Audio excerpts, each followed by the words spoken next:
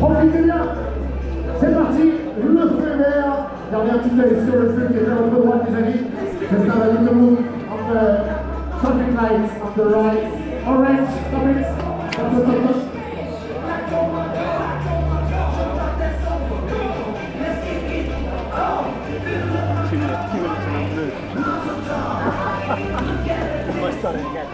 Hey, salut les potos. Allez, bienvenue aujourd'hui sur cette toute nouvelle vidéo et on se retrouve donc aujourd'hui sur la vidéo de Paris-Roubaix Challenge 2025. Allez, donc je suis parti pour mon deuxième Paris-Roubaix de Challenge.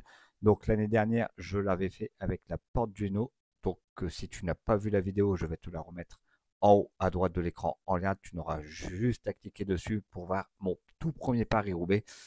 Et cette année, j'ai fait l'option de le faire en gravel. J'avais fait plusieurs tests. J'avais fait donc des tests avec des pneus 32 et j'ai trouvé que le pneu de 32 tabassait un peu sur le pavé. Donc, de ce fait, j'ai fait l'option de prendre mon gravel. Donc, je suis parti avec mon gravel monté en pneu de 700 par 40 pardon, sur des pneus Touareg. Et au niveau de la transmission, j'étais monté en monoplateau GRX 46 à l'avant et sur une cassette 1140. Donc, c'est sûr que sur ce Paris-Roubaix, je vais être confort niveau pavé parce que j'avais gonflé à 2,5 bars. Par contre, rendement niveau route, ça allait être limite parce que j'aurais moins de rendement que sur un vélo de route, ce qui est logique.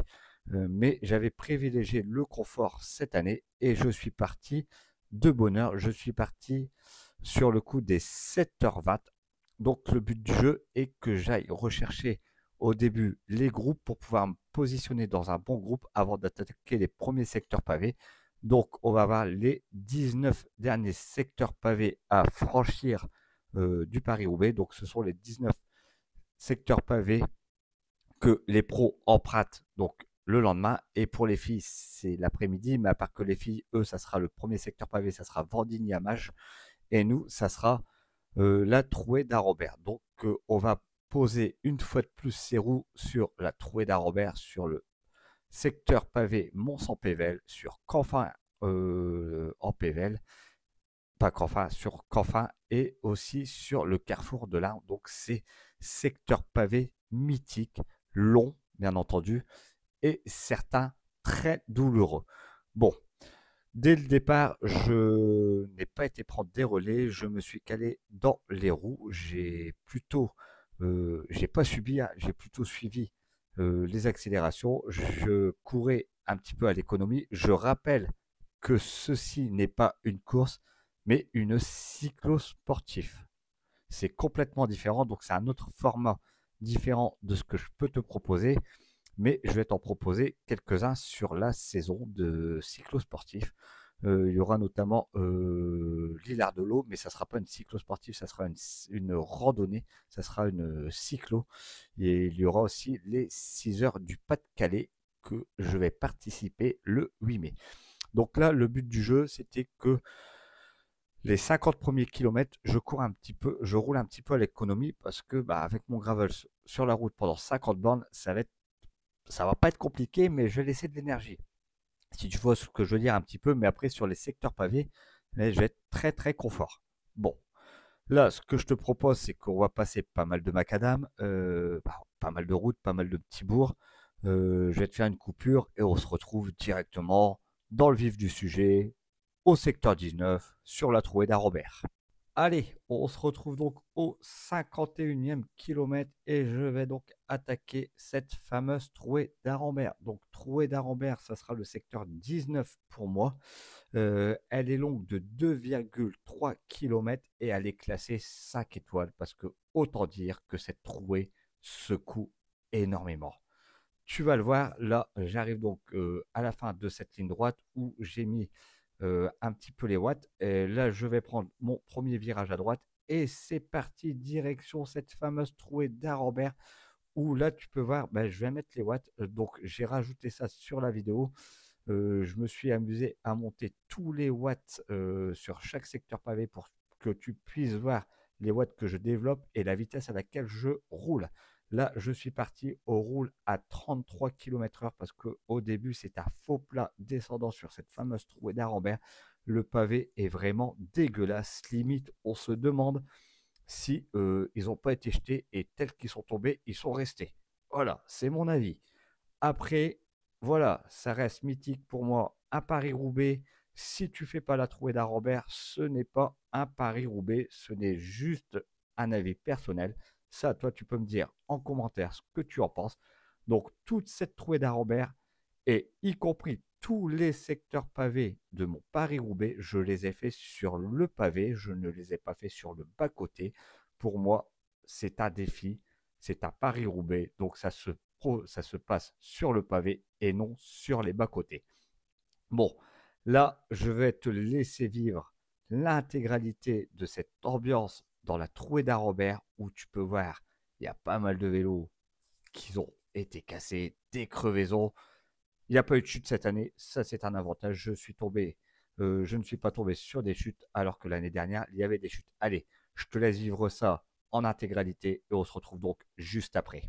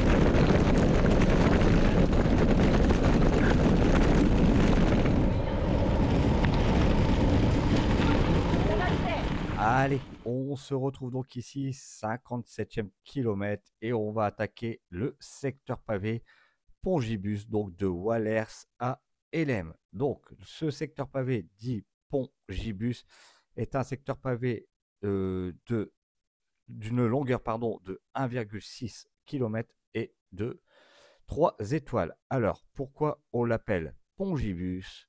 Alors, je vais te le dire parce que c'est là que Gilbert Duclos-Lassalle a attaqué 2 fois de suite et il a gagné son Paris-Roubaix. Donc, il a gagné en 92 et en 93. Donc, cette année, c'était les 30 ans du Pongibus et tu peux voir qu'ils avaient fait une déco assez spéciale. Ils avaient donc rénové le pont, ils ont refait la pâture, ils avaient mis des pancartes 30 ans et à l'entrée du secteur pavé, ils ont fait une stèle Gilbert Duclos-Lassalle. Donc voilà, c'est pour ça que l'on surnomme ce secteur pavé Pont Gibus, qui fait vraiment mal, malgré sa difficulté de 3 étoiles. Ce qui fait mal, c'est qu'on l'a passé juste après la trouée d'Arambert. Et juste après la trouée d'Arambert, bah, tu as un petit secteur pavé de... pas un secteur pavé, pardon, une section macadam de 4 km. J'en ai perdu mes mots, et pourtant je ne suis plus sur le pavé, où tu n'as pas le temps de récupérer. Donc voilà. Bon allez, je te fais vivre la fin de ce secteur Pongibus, et on se retrouve donc juste après.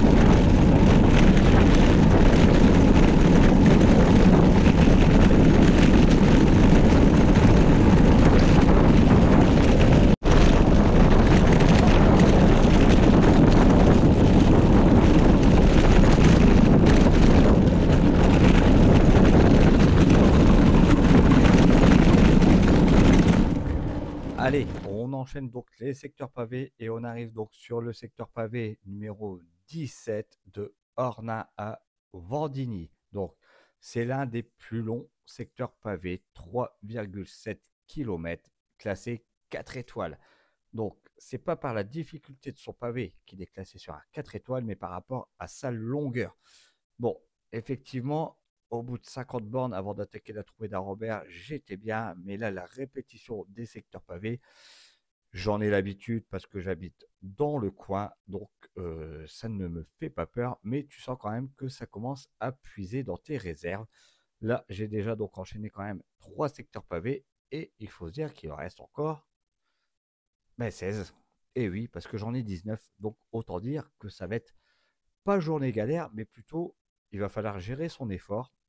Donc moi, ma stratégie sur ce Paris-Roubaix, c'était d'appuyer fort sur les pavés, justement pour le passer le plus vite possible, pour pouvoir surfer, comme on dit, sur le pavé, pour justement avoir le moins de choc possible, parce que plus tu prends un pavé au ralenti, bah, plus tu le ressens, et justement de rester sur le haut du pavé et pas passer sur les bas-côtés. Les seuls moments où je passe sur les bas-côtés, c'est pour slalomer entre les cyclistes qui avancent un peu moins vite que moi. Donc là, tu peux voir que je slalome un petit peu et on est reparti. Donc sur le haut du pavé, plus tu vas prendre le pavé vite, moins tu le ressentiras. Et après, je faisais de la récupération sur la route parce que sur le macadam, bah, je ne pouvais pas rouler aussi vite qu'avec mon vélo de route parce que j'étais avec mon gravel, donc, et en plus gonflé à 2,5 bars. Je crois que j'avais même mis 2,3, je ne me souviens plus exactement. Je ne vais pas dire de bêtises, donc je vais mettre 2,5. Bah, tu n'avais pas énormément de rendement. Bon, allez, je te fais vivre une fois de plus l'ambiance de ce secteur pavé, donc surnommé John Degelkob, parce qu'il a gagné Paris-Roubaix en 2015 sur un Giant Défi, et c'est ici aussi qu'il avait attaqué.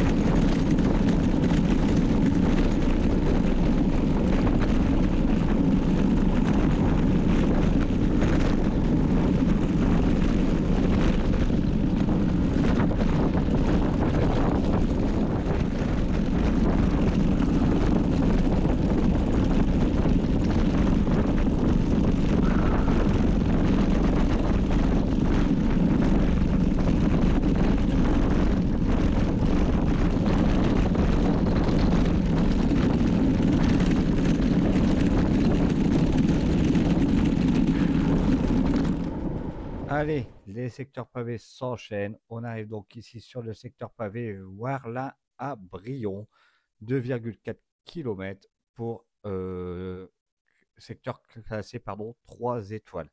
J'en perds mes mots, tu vois, tellement que je revis ce Paris-Roubaix en même temps que toi. J'en ai encore eu les frissons. C'est vraiment une cyclosportive extraordinaire. Et ce secteur pavé, franchement, je l'ai plutôt pas mal passé, je trouve.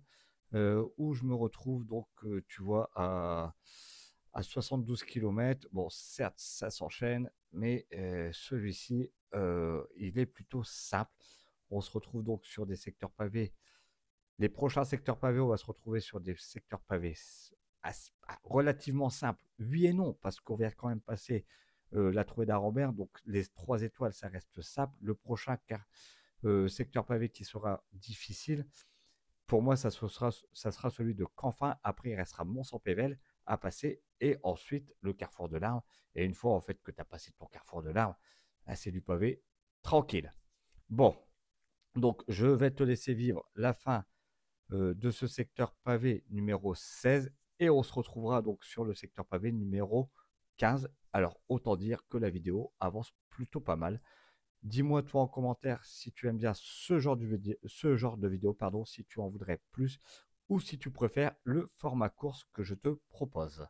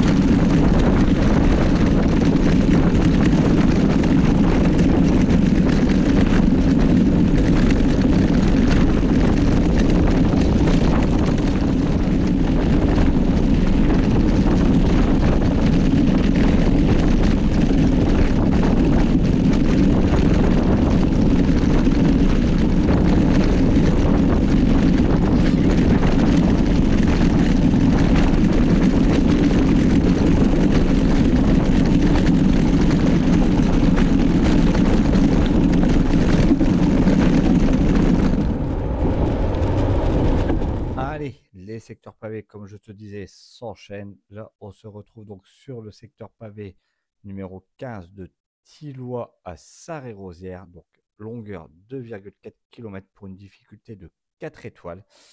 Moi, ce qui m'impressionne toujours sur les pavés, c'est comment le vélo, il claque. Franchement, à chaque fois que tu rentres dans un secteur pavé, tu entends ton vélo claquer dans tous les sens et tu te dis, putain, il va casser quoi le vélo? Mais en fait, ça résiste super bien. Et là, tu peux voir, on est à 82 bornes. Je suis à 300 watts, à 171 BPM. Donc là, j'ai fait à peu près 3 heures de course déjà à peu près. Je me souviens plus exactement. Et je me suis dit, putain, il me reste encore pas mal à faire. 82 km, sachant que j'ai 145 bornes. Donc, il m'en reste, fais le calcul, il m'en reste 40, 50, 60 bornes, un peu plus de 60 bornes à effectuer. Et là, je peux te dire que ça commence à taper dans mes avant-bras, ça commence à taper dans mes mollets, dans mon bas du dos. Mais je reste toujours bien positionné sur mon vélo. Le but du jeu, c'est que je casse un maximum mes coudes, que j'ai une position assez relax sur le vélo pour que ça soit mes avant-bras et mes bras qui travaillent et non pas être tendu comme un stringer, on va dire, pour que malheureusement que ça soit les dorsales qui prennent. Donc c'est pour ça, moi je conseille toujours de faire une étude posturale quand on achète un vélo. Au moins on a les bonnes positions dessus. Moi c'est ce que j'ai fait. J'ai 3 vélos. J'ai un TCR Advanced génération 8. J'ai mon Gravel Revolt et j'ai mon nouveau TCR Pro Zero DI2 donc génération 10 de 2025. j'ai tous les trois fait une étude posturale. Comme ça, déjà, quand je change de vélo, je me retrouve quasi sur le même vélo, à part les angles et la géométrie qui sont complètement différentes.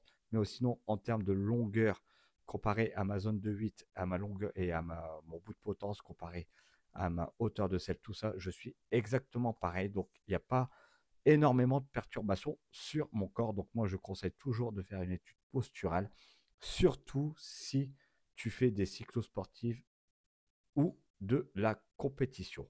Voilà, le but du jeu est de se sentir bien sur son vélo. Bon, allez, on est là juste à la fin de ce secteur pavé. On va enchaîner directement avec le secteur pavé numéro 13, où là, ça va tabasser aussi.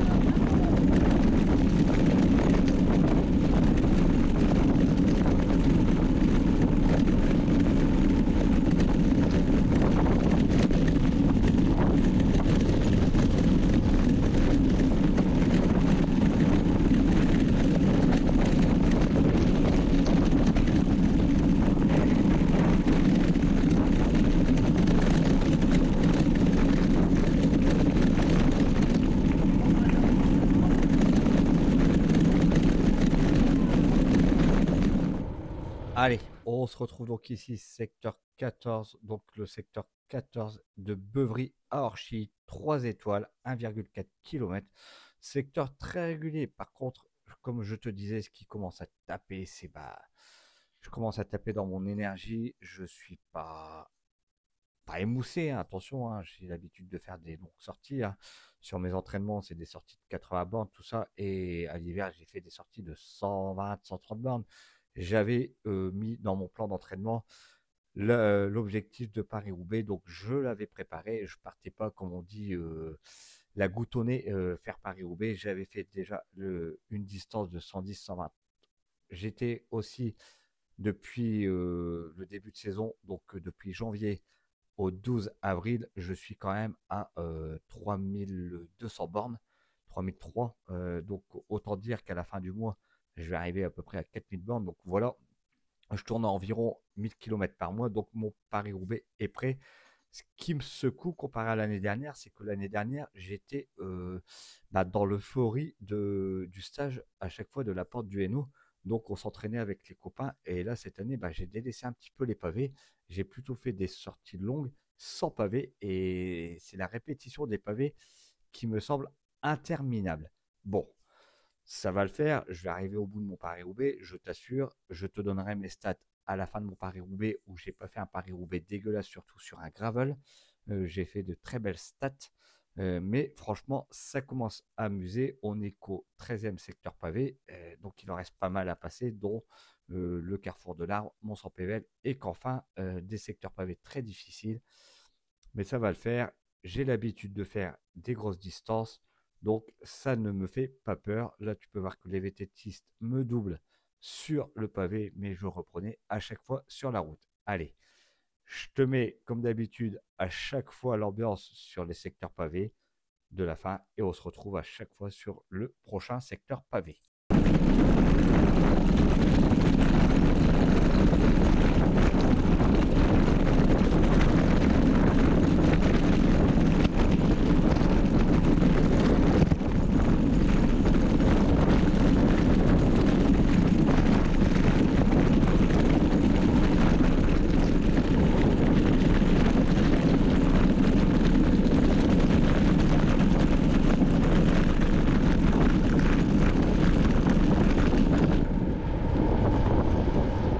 Et c'est parti donc pour le secteur 13, le secteur de Orchy.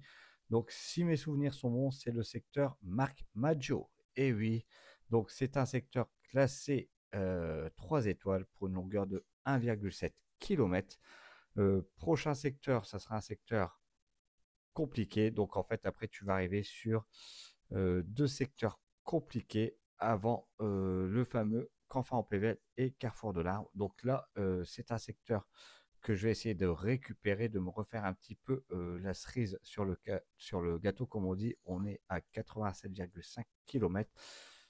Mais ma stratégie, toujours pareil, passer les pavés les plus vite possible et faire une récup sur le macadam. Donc tu peux voir à chaque fois, j'avais mon cœur aux alentours des 175 pulses sur le pavé et sur la route, je tournais à environ 140, 145 pulses, histoire d'enlever, on va dire, les toxines, de faire de la zone 2 et sur les pavés, mais je faisais de la zone 4 voire 5 et j'étais sur mon cœur zone 4, zone 5, alors que sur la puissance, j'étais en zone 6 en aérobie.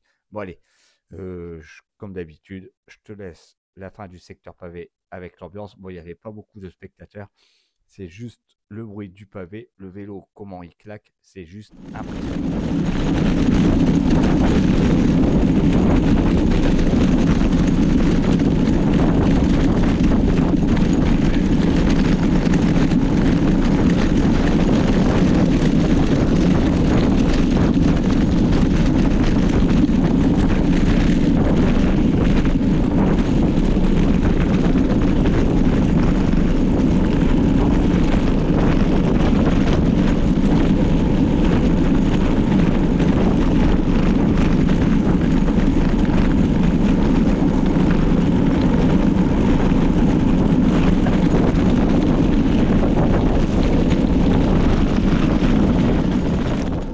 Allez, nous voilà donc dans le secteur pavé 12 Oshi à Bercé, 2,7 km, 4 étoiles. Et là, franchement, ce secteur pavé, il tabassait quand même. Après avoir pris des secteurs pavés, on va dire, relativement simples, là, tu te retrouves sur un secteur pavé, on va dire, assez compliqué. Donc, je te rappelle, classé 4 étoiles, pardon, avant le secteur pavé Mont-Saint-Pével, où là, Mont-Saint-Pével, ça va être 5 étoiles et il se situe juste après. Donc là, franchement, je commençais vraiment à être entamé, mais j'ai tout ce qu'il faut, j'ai gel, j'ai les lots, donc il suffit de prendre un petit gel, je me refais la cerise sur le gâteau. J'ai profité aussi des ravitaux qui étaient proposés par l'organisation, pardon, donc des ravitaux plutôt bien garnis. Donc je me suis bien gavé. Ils avaient mis les barres 226 ER. Franchement, c'est super bon. Ils avaient mis des bonbons, des bananes, des oranges, de la boisson, tout ce qu'il fallait. Donc autant dire que j'en ai profité sur les ravitaux. De toute façon, il faut bien se ravitailler sur ce type d'épreuve parce que tu puises énormément dans ton énergie. Je te donnerai les calories dépensées à la fin de la vidéo et tu verras que j'aurai dépensé énormément de calories. Franchement, c'est énorme. Donc voilà, me voilà donc sur ce fameux secteur pavé numéro 12 avant d'attaquer le secteur pavé 11 et on attaquera donc les 10 derniers secteurs pavés avant la fin de ce Paris-Roubaix Challenge.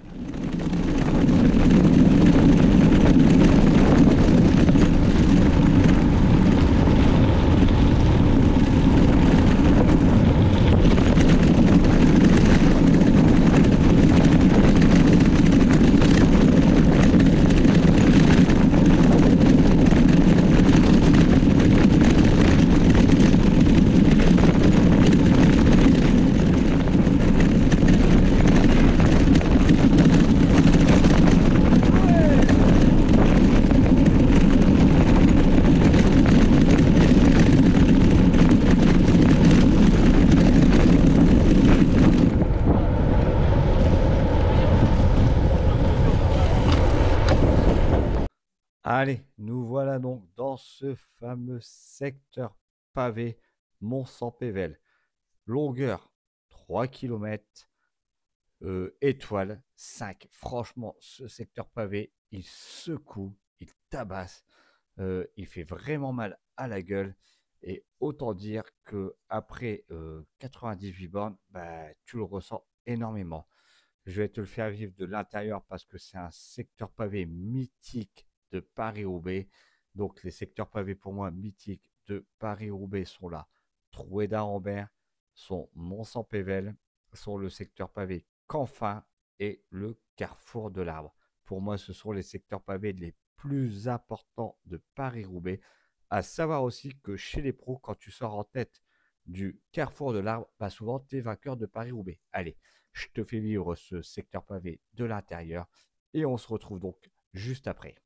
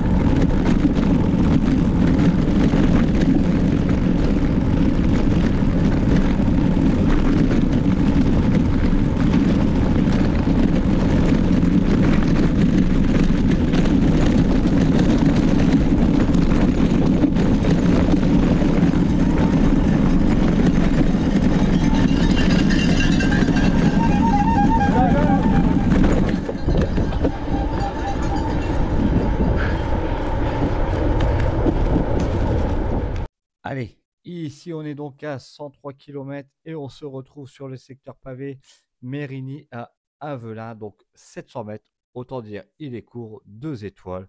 Bon, allez, celui-ci, c'est tout, c'est crème, pardon, avant de retrouver quelques petits secteurs pavés assez difficiles.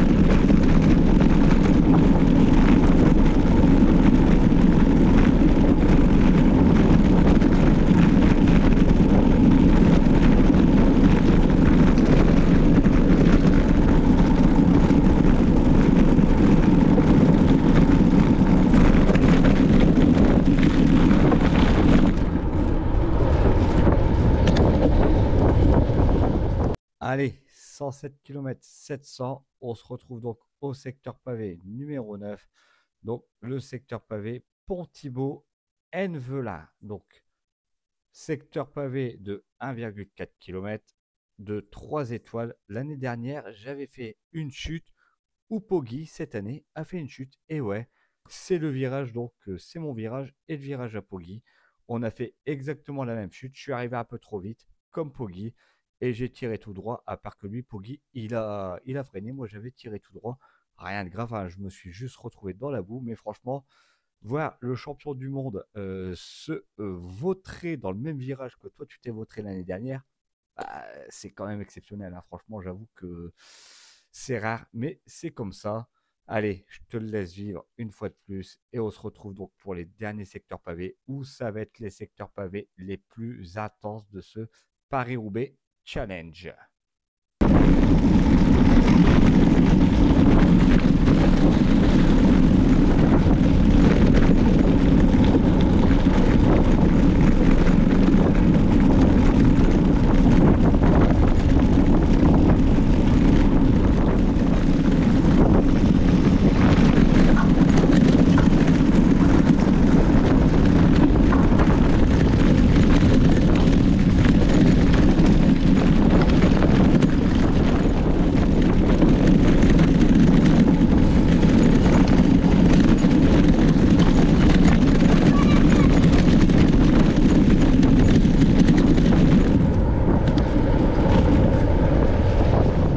Allez, on se retrouve donc ici au secteur 8, donc de Templeuve à l'Épinette, donc 200 mètres, une étoile. Par contre, tu vois, c'est un secteur pavé qui se situe juste après à Ravito. Donc, autant dire mais que tu n'as pas le temps de digérer ton ravito, qu'il remonte déjà par les secousses des pavés.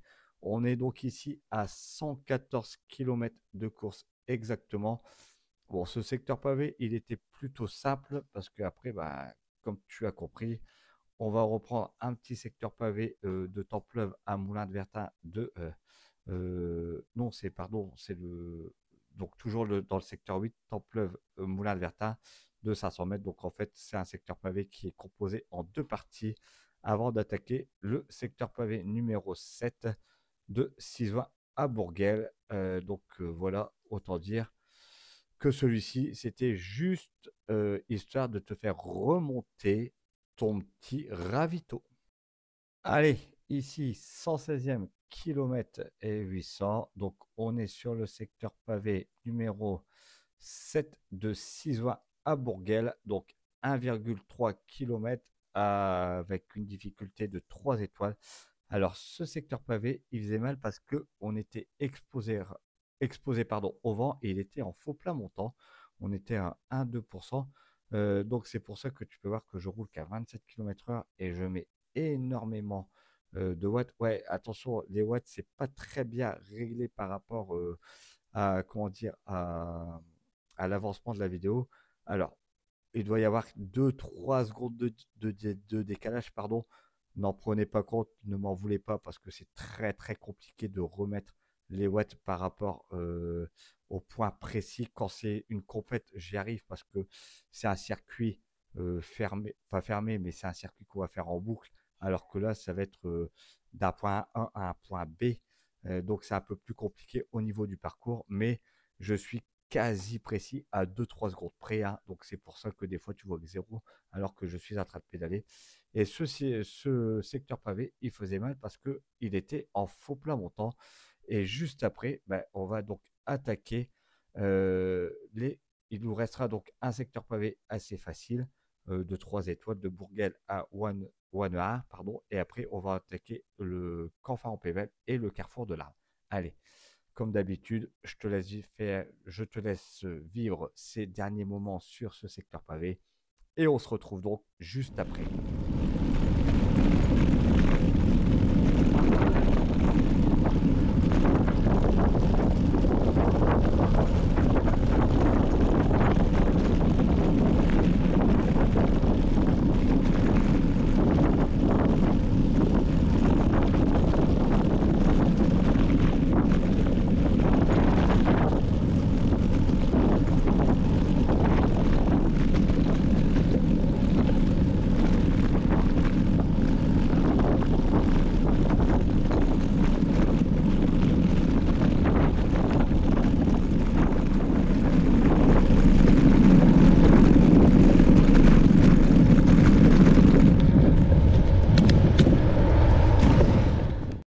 Ces petites portions de route là, macadamisées entre chaque secteur pavé, franchement, je vais te dire que ça fait du bien parce que ça te permet d'avoir une récupération entre deux, de pouvoir te réalimenter au niveau nutritif. Donc, moi, j'alternais entre le gel, barre et surtout de bien t'hydrater parce que ça paraît pas, mais on était quand même sur des chaleurs. Voilà, il était quoi? Il était 11 h du matin là, il faisait quand même à peu près déjà 18-19 degrés. Il faisait déjà très très chaud pour un mois d'avril. Donc ça permettait de bien m'hydrater, de bien manger entre chaque portion pavée, histoire de garder un maximum de force pour pouvoir finir ce Paris-Roubaix Challenge dans les meilleures conditions possibles. Allez, on arrive donc dans ce secteur pavé numéro 5, Canfin en Pével, classé 5 étoiles par rapport à son pavé extrêmement difficile, sa longueur de 1,8 km et surtout il intervient juste avant le carrefour de l'Arbre. Donc autant dire que ce secteur pavé te met dans le mal avant le dernier secteur pavé 5 étoiles, le carrefour de l'Arbre. En plus, le carrefour de l'Arbre, c'est un secteur pavé très difficile parce que la plupart du temps, tu te tapes vent dans la gueule, pardon du terme, mais c'est vent dans la gueule avec un faux plat montant. Je te fais vivre en intégralité ce secteur pavé de Canfin en Pével et on se retrouve donc au secteur pavé carrefour de l'Arbre.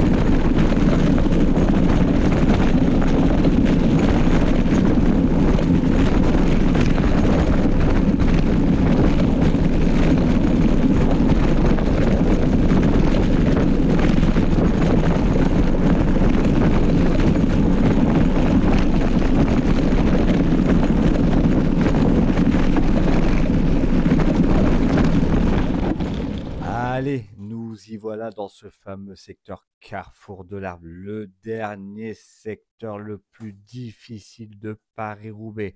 Donc, il est exactement classé comme la trouée d'Arobert. Il se classe en 5 étoiles. Il fait 2,100 km. Donc, il fait 200 mètres de moins que la trouée d'Arobert. Le pavé, quand même, est à poil meilleur comparé à la trouée d'Arobert, mais il est tout aussi cassant. Allez, je te laisse vivre l'ambiance de ce Carrefour de l'Arbre parce que franchement, c'était mythique, surtout sur la fin. Tu avais déjà des spectateurs de positionner pour Paris-Roubaix femmes et pour le Paris-Roubaix homme du lendemain. L'ambiance est juste extraordinaire. Allez, je te laisse vivre ça de l'intérieur.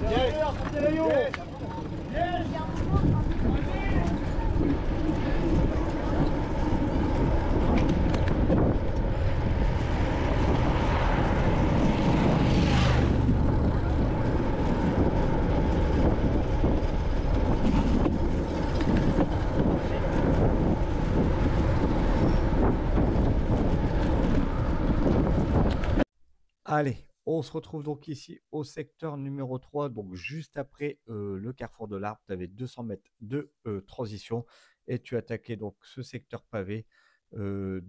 Numéro 3, c'était Gruson. Il faisait 1,100 mètres pour classer 2 étoiles. Franchement, c'était un secteur pavé assez simple. Par contre, ce qui tabassait, c'était malheureusement que tu avais pris le carrefour de l'arbre juste avant. Ils avaient mis des plots sur le côté, donc tu ne pouvais pas rouler sur les bas-côtés. Mais moi, comme je t'ai dit en début de vidéo, le but du jeu, c'est que je fasse tout mon Paris-Roubaix sur les pavés. Objectif réussi. Dis-moi ce que t'en penses toi, si mon objectif est réussi ou si tu trouves que j'ai trop roulé sur les bas-côtés. Pour moi, c'est objectif réussi. Et dis-moi toi si tu as fait Paris-Roubaix et donne-moi aussi tes stats. Parce que moi, en fin de vidéo, je vais te donner mes stats. Comme ça nous permettra de comparer nos stats.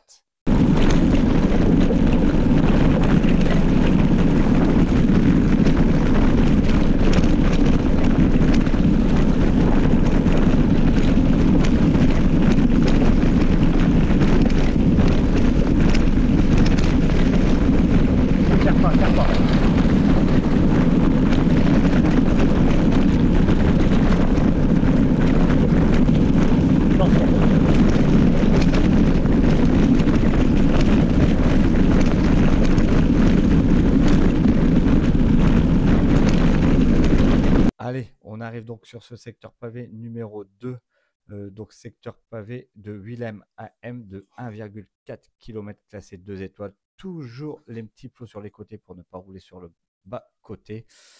Franchement, ça y est, on arrive à la fin de ce Paris-Roubaix. Malheureusement, la vidéo se terminera à la fin de ce secteur pavé parce que je suis tombé en panne de batterie sur ma caméra, donc tu ne verras pas le secteur pavé Charles Crupeland. Donc c'était le secteur pavé mythique et l'entrée dans le vélodrome, bon, tu peux la vivre sur mon ancienne vidéo, c'était exactement la même entrée.